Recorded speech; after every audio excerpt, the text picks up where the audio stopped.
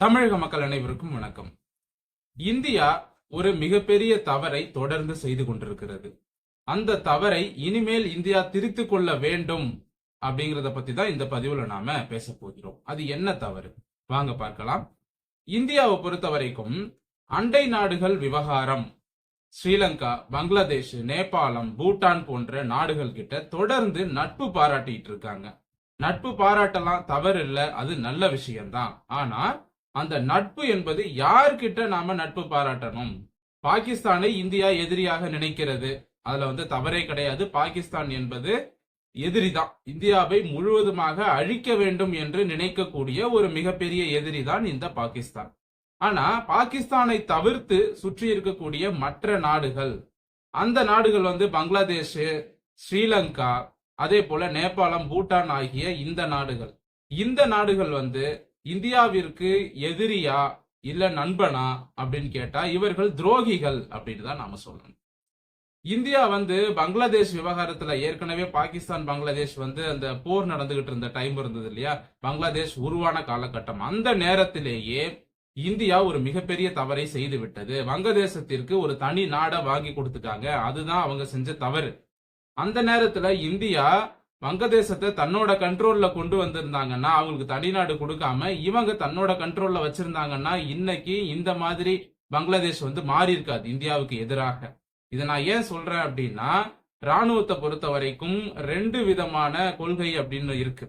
முதல்ல நமக்கு எதிராக யாராவது செயல்படுறாங்க அப்படின்னு தெரிஞ்சா முதல் அடி நம்ம அடியா இருக்கும், முதல் அடி அந்த நாட்டோட அடியா இருக்கும். இது ஒரு பாலிசி. ஃபர்ஸ்ட் அடி நம்ம தான் அடிச்சிடணும், அடிச்சு அவங்கள காலி பண்ணிடணும் அப்படிங்கிறது. இன்னொன்னு அதாவது டிஃபென்ஸ் சொல்லுவாங்க, அதாவது தற்காத்து கொள்ளுதல். யாராவது ஒரு நாடு நம்ம நாட்டு மேல அட்டாக் பண்ணா மட்டும்தான் நாம திருப்பி அடிக்கணும். சோ இந்தியா எந்த ஒரு நாட்டையும் எடுத்த உடனே முதல்ல தாக்காது. இதுதான் இந்தியாவினுடைய ஒரு பாலிசி. இது பாத்தீங்கன்னா அந்த காலத்துக்கு வேணா பொருந்தும், ஆனா இந்த காலத்துக்கு, இன்னைக்கு இருக்கிற காலகட்டத்துக்கு இந்த டிஃபென்ஸ் பாலிசி எல்லாம் பொருந்தாது அப்படின்னு தான் நான் நினைக்கிறேன். இப்ப ரஷ்யா எப்படி உக்ரைனை அடிச்சு காலி பண்றாங்களோ அந்த மாதிரி இந்தியாவும் இந்த அண்டை நாடுகள் விவகாரத்துல கொஞ்சம் எச்சரிக்கையா இருக்கணும். எச்சரிக்கை இல்ல, இவங்களை அடக்கி வைக்கணும் அப்படின்னு நான் சொல்ல வரேன். இந்த ஸ்ரீலங்கா மாதிரியான துரோகிகள், பங்களாதேஷ் மாதிரியான துரோகிகள், இவங்க எல்லாருமே, நேபாளம், பூட்டான் எல்லாருமே பாத்தீங்கன்னா இந்த சைனா, பாகிஸ்தான் இவர்களோட கைகூலிகளா தான் செயல்பட்டுக்கிட்டு இருக்காங்க. இவர்கள் எந்த நேரத்துல வேணாலும் இந்தியாவிற்கு எதிராக செயல்படலாம். இவ்வளவு நாளா பங்களாதேஷ் நட்பு நாடுன்னு நம்ம எல்லாருமே நினைச்சுக்கிட்டு இருந்தோம், நட்பு நாடு அப்படின்னு. ஆனா இன்னைக்கு அந்த பங்களாதேஷ்ல என்ன நடந்திருக்கு பாருங்க. அப்போ அந்த வங்கதேசத்தை எந்த அளவுக்கு முழுமையா இந்தியா நம்புனாங்க, ஆனா வங்கதேசம் முதுகில் குத்தியது. ஏற்கனவே ஸ்ரீலங்காவை பத்தி நமக்கு நல்லா தெரியும். ஒரு பக்கம் சைனா கிட்டையும் ஒரு பக்கம் இந்தியா கிட்டையும் டபுள் கேம் ஆடிக்கிட்டு இருக்காங்க. சைனா கிட்ட போயிட்டு அங்க சீன நாட்டுக்கு இலங்கை அதிபர் போனாரு அப்படின்னா அவங்க என்ன சொல்லுவாங்க, இந்தியாவுக்கு எதிரான ஸ்டாண்ட்ல நாங்க இருக்கோம், சைனா கூட நட்புல இருக்கோம் அப்படின்னு அங்க பேச வேண்டியது. இங்க இந்தியாவுக்கு நாங்க இந்தியாவோட நட்புல இருக்கோம், சைனாவுக்கு எதிராக நாங்க செயல்பட மாட்டோம்னு இந்தியா கிட்ட பேச வேண்டியது. இப்ப ரெண்டு நாடுகிட்டையும் வாங்கி திங்கிறது தான் இந்த ஸ்ரீலங்காவோட முழு நேர வேலை. இந்தியா கிட்டையும் உதவின்னு கேட்டு வாங்கி திங்க வேண்டியது, சைனா கிட்டையும் உதவி கடன்னு கேட்டு அங்க சைனா கிட்ட போயிட்டு வாங்கி திங்க வேண்டியது. இந்த மாதிரி ஸ்ரீலங்கா ரெண்டு பேர்கிட்டையும் நல்லா வாங்கி தின்னுட்டு முழுக்க முழுக்க விசுவாசத்தை சீனா கிட்ட தான் அதிகமா காட்டுறாங்க. இப்போ இந்தியா கிட்ட அதிகமா நிறைய உதவிகள் கேட்கறாங்க, சாலை வசதி, ரயில்வே வசதின்னு ஏகப்பட்டது இந்தியா கிட்ட இருந்து வாங்குறாங்க. ஆனா சீனாவோட ராணுவத்திற்கு மறைமுகமாக இலங்கை உதவி செய்து கொண்டிருக்கிறது. ஃபியூச்சர்ல சைனா இலங்கையை பயன்படுத்தி இந்தியா மேல தாக்குதல் நடத்துவாங்க அப்படின்னா அதற்கான வாய்ப்புகள் என்பது இருக்கு. இப்போ என்ன தெளிவா சொல்ல வரோம் அப்படின்னா, இந்த அண்டை நாடுகளை அடக்கி வைங்க அப்படிங்கறது தான் இந்தியா கிட்ட சொல்லிட்டு இருக்கோம். நேபாளம், பூட்டான் போன்ற சின்ன நாடுகளையுமே நம்ப வேண்டாங்கிற. இப்ப அமெரிக்காலாம் இருந்தாங்க அப்படின்னா இந்நேரம் சுற்றி இருக்கக்கூடிய நாடுகளை அடக்கி தான் வைப்பாங்க. இப்ப அமெரிக்கா கிட்ட, அமெரிக்காவை சுற்றி இருக்கக்கூடிய நாடுகள் அமெரிக்காவை பகச்சிக்க மாட்டாங்க. ஏன்னா அமெரிக்கா எடுத்த உடனே அடிச்சு ஒடுக்கிடுவாங்க. அந்த ஒரு பயம் இருக்கிறதுனால அமெரிக்கா கிட்ட யாரும் வச்சுக்க மாட்டாங்க. ஆனா இந்தியா தொடர்ந்து இப்ப ஸ்ரீலங்கால இந்தியர்கள் தான் படுகொலை செய்யப்பட்டார்கள். 2 லட்சம் பேர் தமிழர்கள் அப்படின்னு நாம சொன்னாலும் அவர்கள் இந்திய பூர்வ குடிகள், இந்தியர்கள் தான் அங்க இருக்கிறாங்க. சோ இந்துக்கள், இந்தியர்கள், அப்புறம் சில பேர் கிறிஸ்தவர்கள், இப்படி எல்லாம் இருக்காங்க. இது காங்கிரஸ் காலத்துல நடந்த ஒரு மறக்க முடியாத துயர சம்பவம் அப்படின்னு வச்சுக்கலாம், காங்கிரஸ் செய்த ஒரு துரோகம் அப்படின்னு வச்சுக்கலாம். ஆனா காங்கிரஸ் ஆட்சி காலத்துல இலங்கையோடு சேர்ந்து கொண்டு சொந்த நாட்டு மக்களையே கொண்டு குவிச்சது காங்கிரஸ். ஆனா அதே தவிர இப்ப இருக்கக்கூடிய பிஜேபி கவர்மெண்ட்டும் செய்யக்கூடாது அப்படிங்கறத தான் வந்து கேட்டுக்கிறோம். இப்ப வந்து அனுரகுமார திசநாயக்க இலங்கையில வந்திருக்காரு. இவர் வந்தாலுமே இவரையும் நம்ப வேண்டாம் அப்படிங்கிறது தான் வந்து நம்மளுடைய கருத்து. இலங்கையில யார் ஆட்சிக்கு வந்தாலும் இலங்கையை நம்ப வேண்டாம். இலங்கை, பங்களாதேஷ் இந்த 2 நாடுகளையுமே வந்து அடிச்சு ஒடுக்கி இந்தியா தன்னுடைய ராணுவ கட்டுப்பாட்டுல வச்சா மட்டும்தான் ஃபியூச்சர்ல இந்தியாவை காப்பாற்ற முடியும். இவர்கள் துரோகிகள், என்றைக்கு இருந்தாலும் இவர்கள் துரோகிகள் அப்படின்னு தான் நான் சொல்லுவேன்.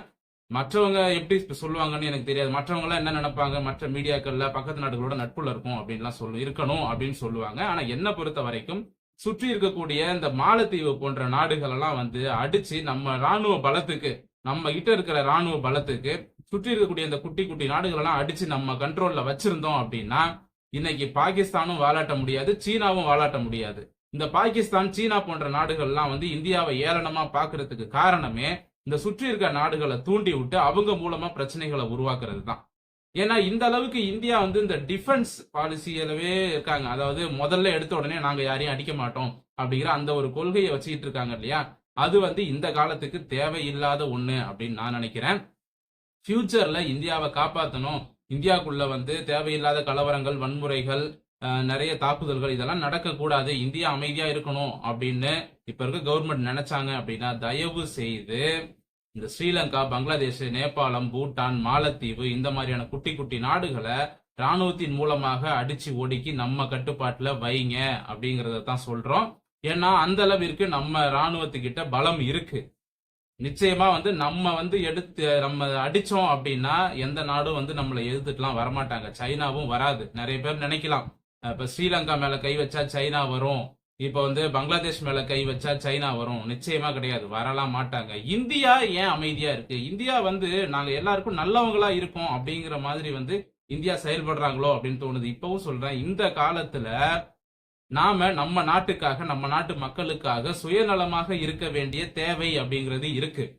நான் என்ன சொல்றேன், நல்லவங்களா இருக்க வேண்டாங்கிறதையும் சொல்றேன். இது வந்து நாடு சம்பந்தப்பட்ட விஷயம், மக்கள் சம்பந்தப்பட்ட விஷயம். இதற்கு முன்னால இந்தியா சுதந்திரம் அடைந்த காலகட்டத்தில் இருந்த மக்கள் வேறு, அன்னைக்கு இருந்த சண்டை நாடுகள் என்பது வேறு. சரிங்களா? அன்னைக்கு இருந்த ஸ்ரீலங்கா வேறு, இன்னைக்கு இருக்கிற ஸ்ரீலங்கா வேறு. சுற்றி இருக்கக்கூடிய மாலத்தீவு இப்ப பாருங்க எப்படி எல்லாம் வந்து நமக்கு எதிராக திரும்பினாங்க அப்படின்ட்டு. இதனாலதான் சொல்றோம், ராணுவ நடவடிக்கை மூலமாக சுற்றி இருக்கக்கூடிய குட்டி குட்டி நாடுகளை நம்முடைய கட்டுப்பாட்டுல வச்சா மட்டும்தான் நம்ம நாட்டை நம்மளால காப்பாற்ற முடியும். ரஷ்யா மாதிரியான அஃபென்ஸ் பாலிசியை நாம வந்து எடுக்கணும். முதல்ல அடிக்கிற அந்த பாலிசி வந்து நாம கொண்டு வரணும். இப்ப ரஷ்யா, அமெரிக்கா, அதே மாதிரி சைனாவும் பாருங்க, சைனா திபத்தை புடிச்சிருக்காங்க. ஆனா சைனா திபத்தை கண்ட்ரோல்ல வச்சிருக்கிறது அவங்களுக்கு பிளஸ், நமக்கு அது மைனஸ் தான். ஆனா அவங்க சைட்ல இருந்து பார்க்கும் பொழுது அவங்க திபத்தை புடிச்சு வச்சிருக்கிறது அவங்களுக்கு பிளஸ்.